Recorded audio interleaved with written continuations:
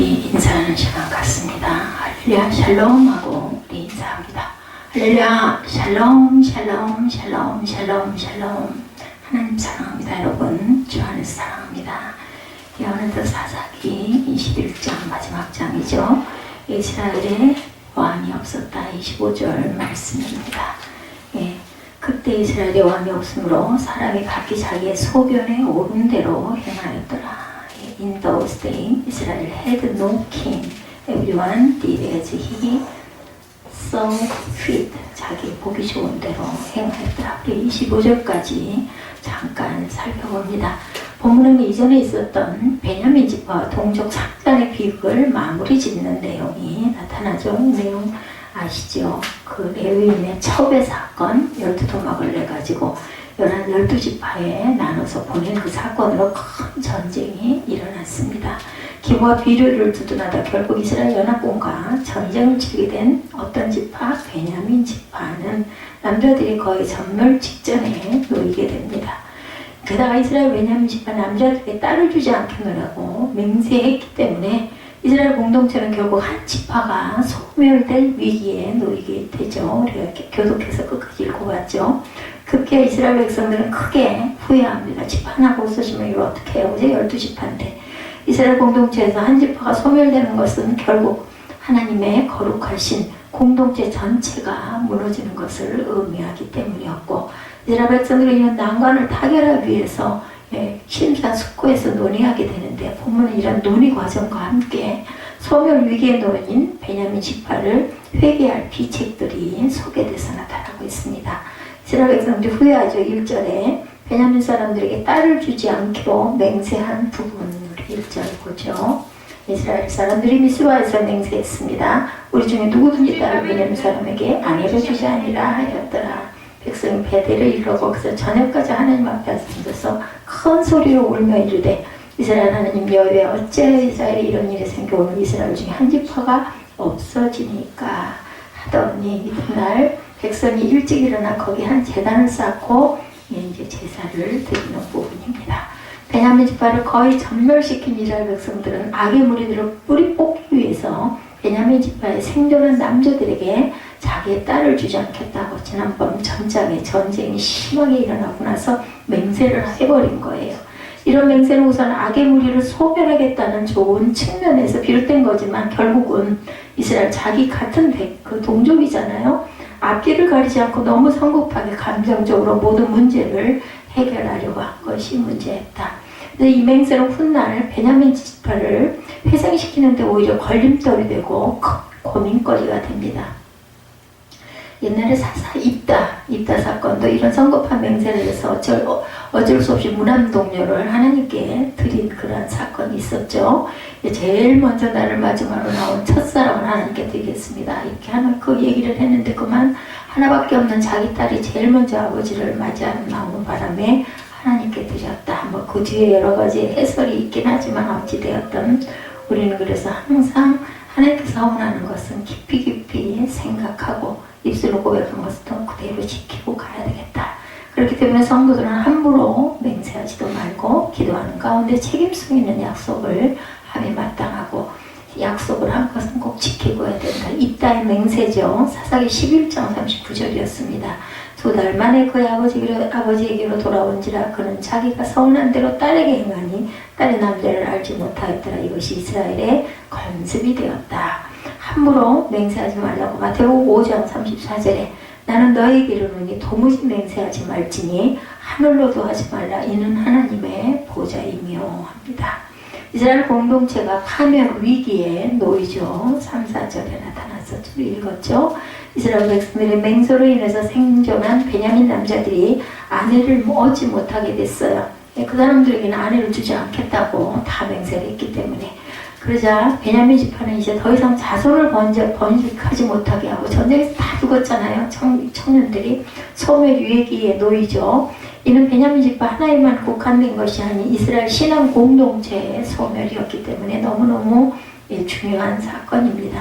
이스라엘 백성들은 하나님으로부터 같은 언약을 받은 하나님의 백성과 하나의 운명 공동체이기 때문이다. 같은 민족입니다. 이런 맥락에서 바울은 지체 비유를 통해 신앙 공동체의 일체감 그리고 유기적 연대감에 대해서 교훈하고 권면합니다. 그러면 우리는 이런 귀중한 진리를 마음에 새겨서 우리 자신만 돌볼 것이 아니라 우리 주변의 이웃 형제도 돌아보고 행하여서 신앙 공동체 해가 끼치지 않도록 항상 노력해야 되겠다. 지체 비유에 대해서 고린도전서 12장 12절에 몸은 하나인데 많은 지체가 있고 몸에 지체가 많으나 한 몸임이 같이 그리스도로 그러하니라 이렇게 말씀합니다. 그리고 이웃 형제를 돌아보라고 빌립보서 2장 4절에도 각각 자기를 돌볼 뿐더러 각각 다른 사람들의 일을 돌보아 나의 기쁨을 충만하게 하라 말씀합니다. 길앗 야베스를 공략하는 부분이 8절에 나타납니다. 전쟁에 참여하지 않은 가문을 응징하자 8절, 9절, 10절에 계속해서 나타나죠. 8절, 9절, 10절 보니 이르되 이스라엘 지파 중 미스바에 올라와 야베께 이르지 않은 자가 누구냐고 본즉 야베스 길앗에서는 한 사람도 진영에 이르러 총회에 참여하지 아니하였으니 백성을 계수할 때 야베스 길앗 주민이 하나도 거기 없음을 보았습니다. 회중이 큰 용사 12,000명을 그리로 보내며 그들에게 명령하여 이르되 가서 야베스 길앗 주민과 부녀와 어린아이를 칼날로 치다. 너희가 행할 일은 모든 남자면 남자와 잔 여자를 진멸하여 다치고 다 죽이고 12절에 그들이 야베스 길앗 주민 중에 젊은 처녀 남자를 모르는 400명을 얻었으니는 아직 남자와 동침한 일이 없어 남자를 알지 못하는 자라 그들을 실로 진영으로 데려온 이곳은 가나안 땅이다. 그래서 여기서 결혼을 해가지고 자손을 베냐민 지파가 번식하게 되는 그러한 부분이 나타납니다. 이런 거룩한 전쟁에 불참하는 것은 하나님의 거룩함과 공의를 경멸하는 불경스러운 행위였죠. 그래서 이스라엘 백성들은 이번 전쟁에 불참한 길앗 야베스 사람들을 응징할 계획을 세우고 다 쳤는데 거기에 남자를 알지 못하는 처녀 400명을 데려다가 지금 베냐민 지파가 짝을 못 만나잖아요. 그 아들 딸을 주지 않게 했기 때문에 거기에서 주었다는 거죠. 주의 나라와 의를 구하는 사건 마태복음 6장 33절에 그런즉 너는 먼저 그의 나라와 그의 의를 구하라 그래야 이 모든 것을 너에게 더하시리라. 의를 행한 거예요. 그러므로 내일 일을 위하여 34에 염려하지 말라. 내일 일은 내일이 염려할 것이요. 하나님 말씀이 너무 좋습니다. 내일 일을 염려하지 말고 내일은 또 오늘이 되면 그날 또 닥치면 그것을 염려해라. 한날의 괴로움은 그날로 족하다. 내일 일까지 모레 일까지 앞으로 일까지 끌어안고 마음고생을 하지 말라는 거죠. 하나님께서 인도하신다는 것을 믿음으로 믿고 가라. 믿음의 선한 싸움을 싸우라고 합니다. 디모데후서 4장 7, 8절입니다. 나는 선한 싸움을 싸우고 나의 달려갈 길을 마치고 믿음을 지켰으니 이제 후로는 나를 위하여 의의 면류관이 예비되었으므로 주 곧 의로우신 재판장이 그날에 내게 주실 것이며 내게만 아니라 주의 나타나시는 것을 사모하는 모든 자들에게도니라 라고 말씀합니다. 처녀 400명을 포로 잡아간 거 10절에 제가 읽어봤죠. 이스라엘 백성들은 길앗 야베스에서 400명의 처녀를 포로로 잡아 이들을 베냐민 지파의 생존 남자들에게 아내로 줍니다.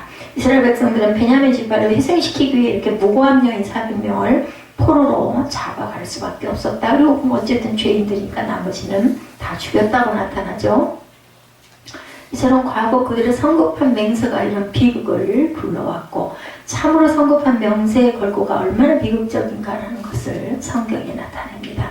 망령되게 맹세하는 부분에 대해서 스가랴 5장 3, 4절에 그가 내게 이르되 이는 온 땅에 내리는 저주라 도둑질하는 자는 그 이쪽 글대로 끊어지고 맹세하는 자는 그 저쪽 글대로 끊어지리라 하니 만군의 야훼께서 이르시되 내가 이것을 보냈나니 도둑의 집에도 들어가며 내 이름을 가리켜 망령되이 맹세하는 집에도 들어가서 그의 집에 머무르며 그 집을 나무와 돌과 아울러 사르리라 하셨느니라. 다 태워서 없앤다라고 말씀하죠.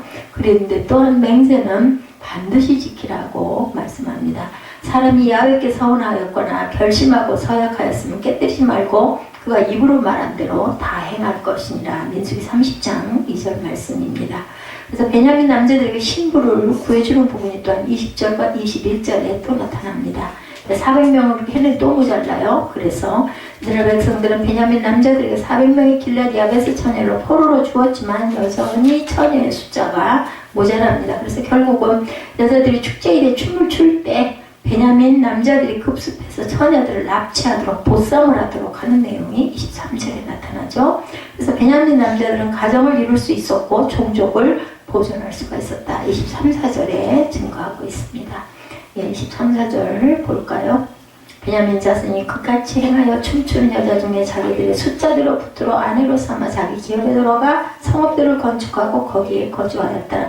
그때 이스라엘 자손이 그곳을 각각 자기의 집과 자기의 가정으로 돌아갔으니 곧 각기 그곳에 나와서 자기의 기업으로 돌아갔더라. 그때 이스라엘에 왕이 없으므로 사람이 각기 자기의 소견에 옳은 대로, 생각해보세요. 옳은 대로 그냥 살아갔어요. 법도 없고 다스리는 자도 없었다라는 거죠. 이 모든 방법은 성급하게 행한 맹세를 깨뜨리지 않기 위해서 하나님의 편법으로 바람직하지 못한 방법이긴 했지만, 우리는 이 교훈을 가지고 항상 말이나 행실을 삼가하는 저와 여러분들이 되셔야 되겠다. 야고보서 3장 2절에 우리가 다 실수가 많으니 만일 말에 실수가 없는 자라면 곧 온전한 사람이라 능히 온몸도 굴르시우리라, 이렇게 증거하고 있습니다. 악한 말은 올무가 된다고 잠언 6장 2절에 내 입의 말로 내가 얽혔으면 내 입의 말로 인하여 잡히게 되었느니라. 그래서 우리 말 항상 조심해야 되겠다. 베냐민 지파가 새로이 회색하는 부분 24절에 마지막 절에 나타납니다. 24절에 베냐민 사람들은 우여곡절 끝에 신분을 얻게 되었고 점차 다시 자손을 번식하게 됩니다.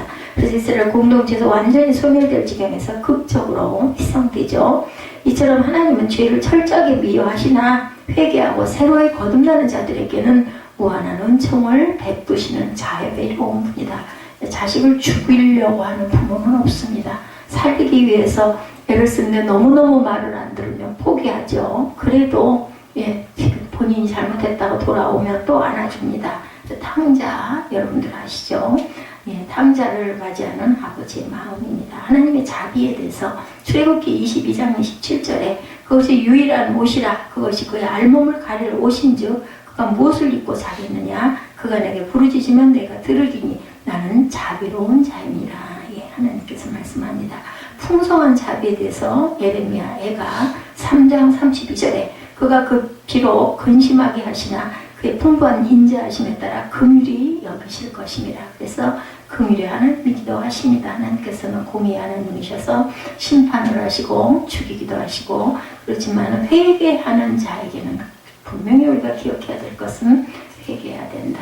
결국 하나님을 왕으로 섬기지 않는 이스라엘 백성들에게 끊임없이 죄와 유혹 가운데 동족 상잔의 비극까지 이르게 되는 우여곡절을 겪습니다. 사상의 내용 전체를 통해서 하나님을 왕으로 삼지 않는 나라, 하나님을 주인으로 모시지 않는 그런 나라의 결국은 이와 같다. 그러면 우리는 하나님을 왕으로 섬기고 하나님의 백성답게 신실하고 거룩한 삶을 사는 저와 여러분들이 되어야겠습니다. 오늘 본문의 중심 부분이 있었는데 뒷부분을 중심으로 해서 말씀을 한번 같이 나누도록 하죠. 나오기는 1절에서 25절까지 나타나 있어요. 그런데 레위인의 첩이 기부에서 죽은 일로 인해서 이스라엘에 이렇게 무슨 내전이 벌어지고, 베냐민 지파는 그만 아내를 받을 수 있는 그러한 그 청년들이 아내를 찾을 수가 없었죠. 20장 7절에 보면 베냐민 600명이 이렇게 광야로 도망하여 림몬 바위 20장 47절입니다. 림몬 바위에 이르러 거기서 넉 달을 지내었더라, 이렇게 얘기합니다. 림몬 바위는 아마도 지형이 몹시 험준한 곳이었던 것 같습니다. 베냐민의 패상병 600명이 그곳에서 넉 달을 지냈다는 얘기는 넉 달 동안 이스라엘이 그들을 찾아내지 못했다라는 뜻이죠. 이스라엘 사람이 베냐민 자손에게 돌아와서 20장 48절에 보면 온 성읍과 가축과 만나는 자를 다 칼날로 치고 닥치는 성읍마다 다 불살랐다, 이렇게 나타납니다. 이스라엘이 베냐민의 숨은 패잔병을 찾지 못했다고 해서 그냥 그 상태로 전쟁을 끝내지를 않았다. 베냐민에 속한 모든 성읍을 모두 다 불태워 없앱니다. 사람은 물론이고 가축까지 다 죽였어요. 일찍 하나님께서 가나안에 속한 것을 철저하게 진멸하라고 하신 바 있지만 이스라엘이 그 말을 듣지를 않았어요. 그죠? 그런데 어떻게 된 영문인지 자기 동족 베냐민을 이렇게 철저하게 학살한 사건이 나타나죠. 하나님께서 하라고 하신 일을 제대로 하지 않으면서 시키지도 않은 일을 열심히 했다라는 결론입니다. 이렇게 해서 베냐민에 속한 사람은 남녀노소가 다 죽고, 그리고 림몬 바위에 숨은 패잔병 600명만 살아남아서, 이 사람들이 이제 종족을 번성시키는 부분이 아내들이 없다 보니까, 그죠? 예, 참여하지 않은 한 지파를 쳐서 거기서 처녀 400명, 그리고 또한 예, 춤추는 어떤 그 유월절 행사에 춤추는 여인들을 붙들어다가 어떤 200명이 아내를 삼았죠. 오늘 본문 내용입니다. 예, 어느 정도 시간이 지나고 이스라엘이 불현듯 베냐민도 자기들과 이제 한 핏줄이네, 그것을 깨달아서 이렇게 죽일 듯이 다 정말 색출을 해서 다 죽여놓고는 나중에 큰일 났다, 집 하나 없어지겠다 걱정한 거죠. 애초에 전쟁을 시작하면서 자기들 중에 어느 누구도 베냐민과는 혼인을 하지 않기로 맹세한 바가 있었기 때문에 하나님께 한 맹세를 지킬 수도 없었고, 그죠? 진퇴양난입니다. 베냐민에 속한 사람 중에 남은 사람은 남자 600명, 그나마 600명이 살아남았어요. 자기들은 베냐민 지파에게 딸을 주지 않기로 맹세했는데 베냐민 사람들은 남자만 남았어요. 그 수명이, 그들의 수명이 다하면 이제 베냐민 지파는 아예, 그죠? 대를 이어가지 못한다는 거죠. 아브라함과 이삭과 야곱을 조상으로 하는 이스라엘 12지파에서 한 지파가 없어지는 일은 큰 일이죠.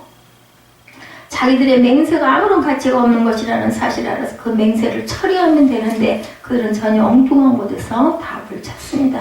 예, 사사기 21장 8절에서 12절에 이스라엘 지파 중 미스바에 올라와 야훼께 이르지 아니한 자가 누구냐 하고 본즉 야베스 길르앗에는 한 사람도 예, 그 진에 이르러 총에 참여하지 아니하였으니 백성을 계수할 때 야베스 길르앗 거민이 하나도 겁이 없었음을 보았다. 묘한 일이 생긴 거예요. 회중이 큰 용사 1만 2천을 그들이로 보내서 그들에게 명하여 가로되 가서 야베스 길르앗 거민과 부녀와 어린아이를 칼날로 치라. 너희를 행하지는 모든 남자하고 잔 여자를 진멸할 것이다 하였더니 그들이 야베스 길르앗 거민 중에서 젊은 처녀 400인을 얻었으니 이는 아직 남자와 자지 아니하여 남자를 알지 못하는 자라. 그들이 실로 진으로 끌어오니라. 그는 가나안 땅이더라. 이렇게 데리고 왔다는 거죠. 자기들은 베냐민 지파에게 딸을 주지 않기로 맹세했기 때문에 맹세를 깰 수는 없었어요. 우리가 보기에는 뭐 그렇게 어쩔 수 없지, 그렇지만 그렇지가 않았다는 거죠. 자기들은 맹세를 지켜야 할 책임이 있다, 그렇게 생각을 한 겁니다. 예, 하나님 앞에서 성도답게 살아야 할 책임, 하나님을 사랑하고 이웃을 사랑하고 하나님의 백성답게 살아야 할 책임은 송두리째 외면하고 자기들끼리 머리 맞대고 자기들의 순간적인 혈기로 맹세한 내용은 꼭 지켜야겠다라고 생각을 했다는 거죠. 근데 문제는 자기들이 그 맹세를 지키면 베냐민 지파가 멸절을 한다는 거죠. 그래서 베냐민 지파도 보존하고 자기들 맹세도 지킬 수 있는 교묘한 방법을 찾습니다. 맹세에 참여하지 않은 야베스 길르앗으로 가서 그곳 여자를 강탈을 하는 사건. 그들은 남아있는 베냐민 패잔병과 결혼하게 되면 베냐민 지파도 보존되고 자기들의 맹세도 지킬 수 있다. 굉장히 아주 좋은 아주 발상이죠. 본문의 이스라엘은 분명히 자기들이 틀렸어요. 예, 자기들의 잘못을 인정하면 되는데 인정할 마음이 없는 정도가 아니라 자기들의 잘못이라는 사실 자체를 모릅니다. 이렇기 때문에 회개를 못하는 거죠. 그래서 자기들의 맹세도 지키고 베냐민 지파도 보존하기 위해서 나온 방법이 한 성읍 거민을 전부 학살하는 방법이었습니다.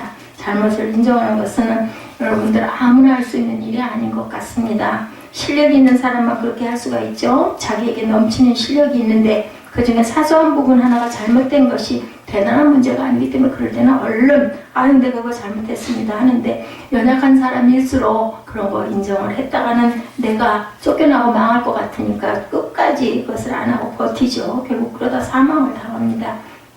그래서 실력이 없는 사람이라는 사실을 들키지 않기 위해서 자기의 잘못을 인정하지 않는다. 운전을 하다 접촉사고를 낸 사람들이 도로 한복판에서 언쟁을 벌이는 것 많이 봐요. 요즘에 참 많이 그게 좋아졌더라고요. 보니까 보험회사가 있고 블랙박스가 있다 보니까 소리를 높이지는 않습니다. 고급 외제 승용차와 찌그러진 용달차가 접촉사고를 냈다고 가정해 볼 때 외제차를 운전하는 사람은 자기 잘못했다 싶으면 얼른 인정하죠. 수리비면 얼마 되겠습니까? 보험료는 처리를 해주면 되고 아니어도 그냥 얼마 안 되는 걸로 지갑에서 조금 돈을 주면 되지만 찌그러진 용달차를 운전하는 사람은 외제차를 들이받고 나면은 눈앞이 깜깜하죠. 이거 다 물어주고 나면은 차까지 팔아서 다 주고 나면 뭐 되지도 않겠지만 결국은 처자식과 어떻게 살까 이 부분 때문에 그것을 얼른 감당을 못하고 사색이 된다라는 거죠. 양반은 물에 빠져도 개 헤엄을 치지 않는다라는 속담이 있습니다. 양반은 얼어 죽어도 겹불은 쬐지 않는다라는 이런 속담도 옛날 속담에 있습니다. 자, 양반의 채통은 중후한 인격과 고매한 학식에서 나와야 됐는데 개헤어만 치고 겹불 안 쬐는 것이 양반이 추구해야 할 가치일 수는 없었는데 뭐예요? 체면상 그걸 어떻게 해? 비가 와도 빗속을 절대로 뛰어가지 않는다 그러죠. 하고는 뒷짐을 지고 비를 맞으면서도 똑같은 보행으로 걷는다라는 겁니다. 그런데 양반임에도 불구하고 남에게 보여줄 만한 덕목이 없으면 양반임을 과시하기 위해서 양반된 모습을 억지로 짜내는 것처럼 꼴불견은 없죠. 그것이 바로 물에 빠지더라도 개엄을 안 치고 얼어 죽는 한이 있어도 겹불은 안 쬐는다라는 것, 부찬 덕목일 수도 있습니다. 어쩌다 다급할 때 개엄을 치고 형편이 여의치 않을 때 겹불을 쬐는 사안이 있어도 자기에게서 넉넉히 흘러나오는 양반다움으로 인하여 자기의 채통은 전혀 손상되지 않아야 되겠다. 그래서 누구 앞에서는 절대로 옹색한 모습을 보이지 않으려고 하죠. 오늘 본문 12절에 이는 가나안 땅이더라 라고 말을 끝맺고 있습니다. 이스라엘 사람들의 한심한 작태를 나열해 놓고 그 모든 일이 벌어진 것이 바로 하나님께서 기업으로 주신 땅 가나안 땅임을 공개하는 것. 성도들끼리 언쟁하는 것은 굉장히 은혜가 안 되는 모습이죠. 언쟁 정도가 아니라 또 싸우기도 합니다. 멱살도 잡고 때리기도 하고 어떤 집사가 골목에서 싸웠더라 하면은 참 그거 본의 안 돼요. 근데 어떤 집사가 교회 강단 위에서 서로 치고받고 싸우더라 하면 이거는 뭐 말할 것도 없죠. 골목길에서 싸운 것보다 엄청난 충격이기도 합니다. 그런 도무지 성도라고 할 수가 없는 모습이다. 본문에 나온 가나안 그 이유, 그 비유 바로 그런 때문입니다. 이 모든 일이 약속의 땅에서 벌어졌다라는 뜻입니다. 하나님께서 놀라운 은혜로 역사하셔서 그들을 가나안으로 인도하셨는데 그렇게 구원 얻은 이스라엘이 하는 꼬락서니는 결국 그 모양 그 꼴이었다라는 이야기예요. 비유로 제가 말씀을 드렸습니다. 그렇지만 이스라엘의 고민은 아직도 끝나지 않은 것. 베냐민의 패잔병 600명을 어떻게 길르앗에서 강탈한 처자 400명 가지고 감당이 되겠는가? 모자르죠? 부족했습니다. 200명이. 한 성을 멸절시킨 것으로도 모자라서 다시 일이 벌어집니다.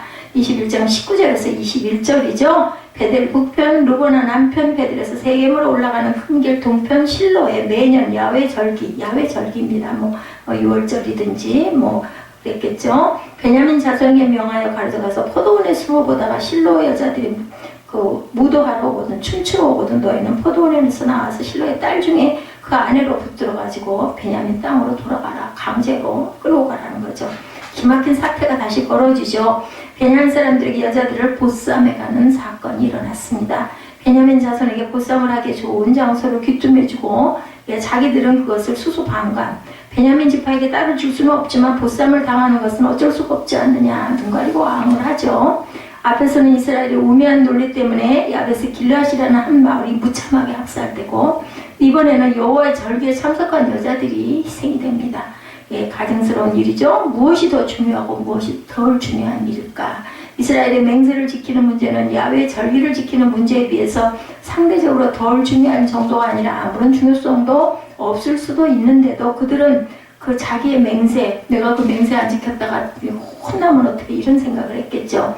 그래서 결국은 여호와의 절기를 더럽혔다. 얼핏 생각하면 끔찍한 일 같지만 새삼스럽게 놀랄 일 아닌 게 우리 지금 이 사회에도 엄청 일어나죠. 친구와의 약속을 지키기 위해서 또한 여행의 계획을 그대로 끌고 가기 위해서 예배 빼먹는 것만 아무렇지도 않습니다. MT 스케줄 때문에 수련회에 당연히 불참합니다. 학생들은. 그리고 자기 욕심 때문에 신앙을 보류하는 일 우리는 우리 주변에 너무너무 많죠. 베냐민 자손이 그같이 행하여 춤추는 여자 중에서 자기들의 수요대로 아내로 붙들어가지고 자기 기업에 들어가 성읍을 중건하고 거기 거하니라. 23절 말씀입니다. 베냐민 자손이 이스라엘의 제의대로 하죠.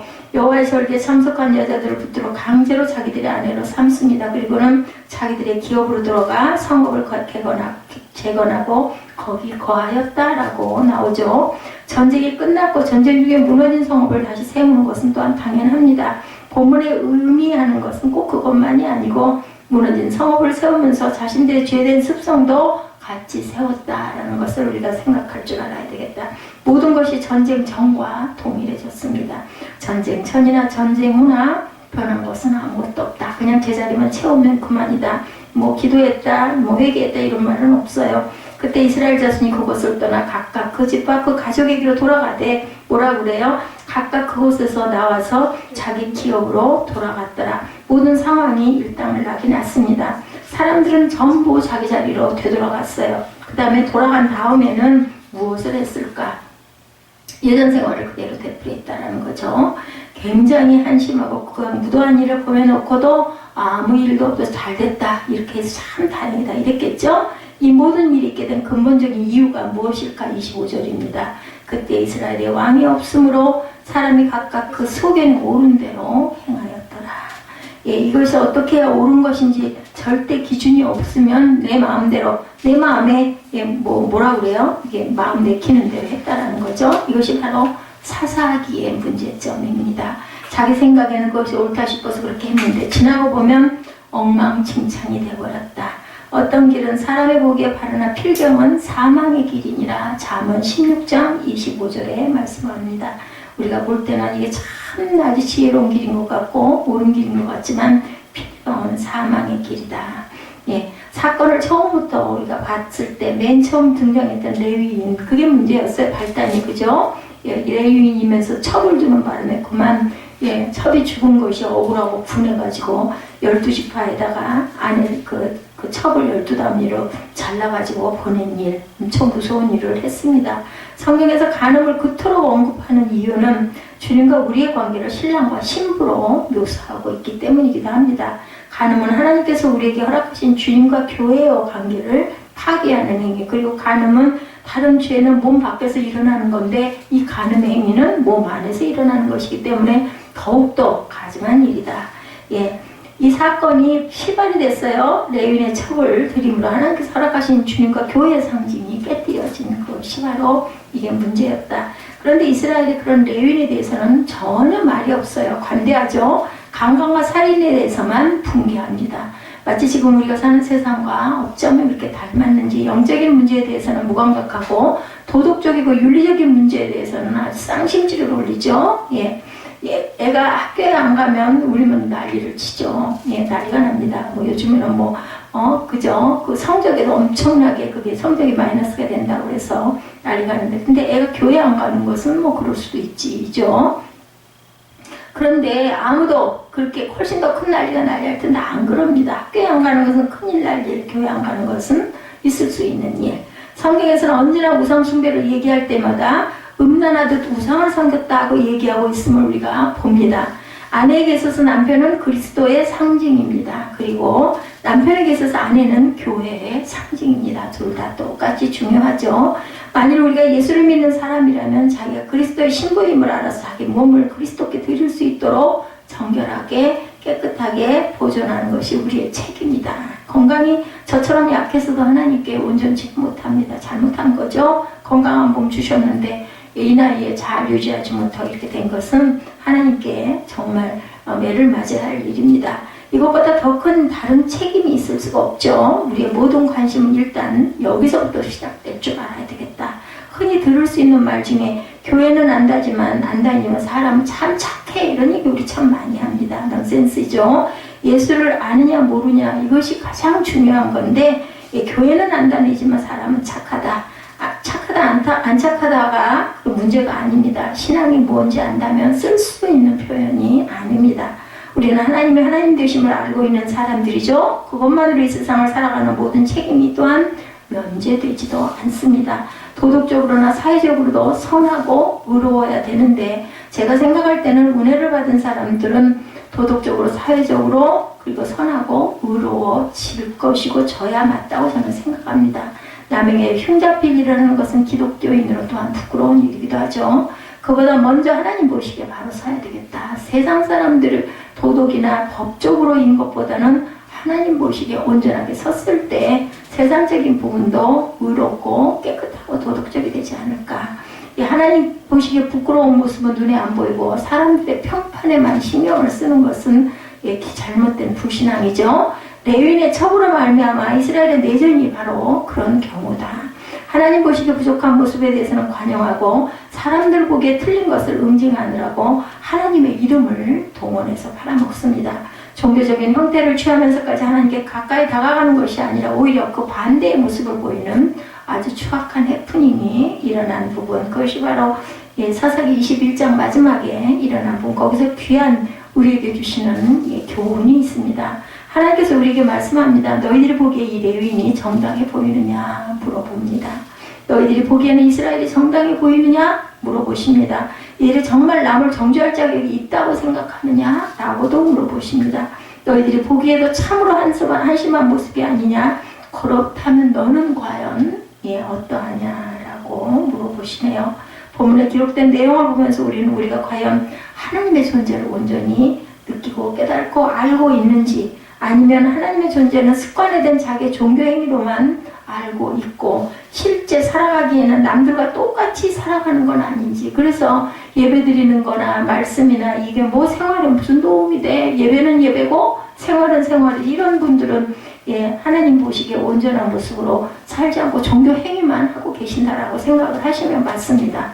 사사시대는 한마디로 하면 왕이 없던 시대였죠. 25절 마지막 말씀이 중심입니다. 성막도 없고 제사장도 없고 레위인다운 모습도 없었던 시대였기 때문이다.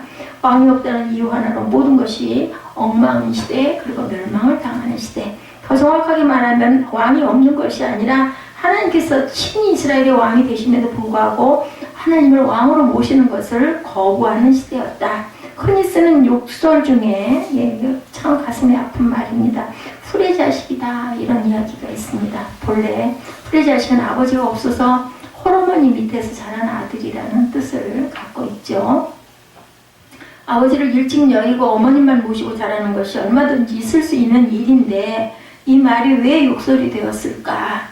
우리나라 예전부터 엄부자모라는 말을 썼어요. 엄한 아버지 밑에 자유로운 어머니가 옆에 있다.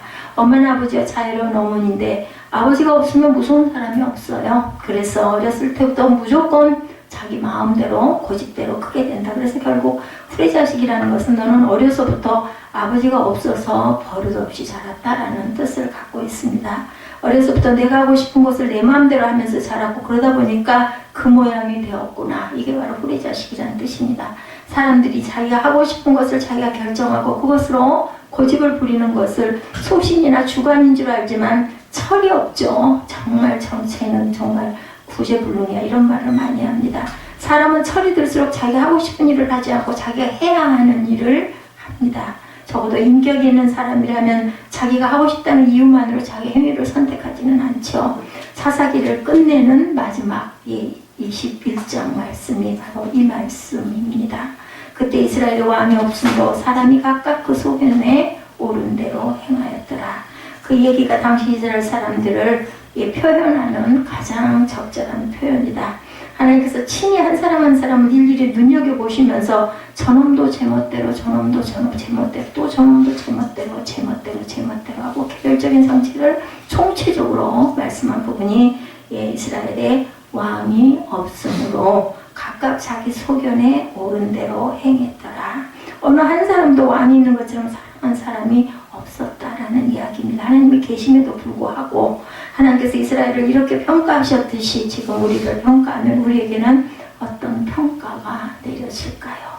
세빛교회 왕이 없으므로 성도들이 각각 그 소견에 옳은 대로 행하였도다, 이렇게 말씀하진 않을지. 요즘 유행하는 말로 왕따라는 말이 있죠. 우리야말로 진정한 왕따들입니다. 우리는 왕을 따로 모신 사람들이 되어서는 안 되겠죠. 이 세상 모든 사람들이 왕이 없는 삶을 살더라도 저 여러분만은 왕이 있는 삶을 살아가시기를 주님의 이름으로 축복합니다. 우리 예수 우리 왕이여 찬양하시고 결단하는 시간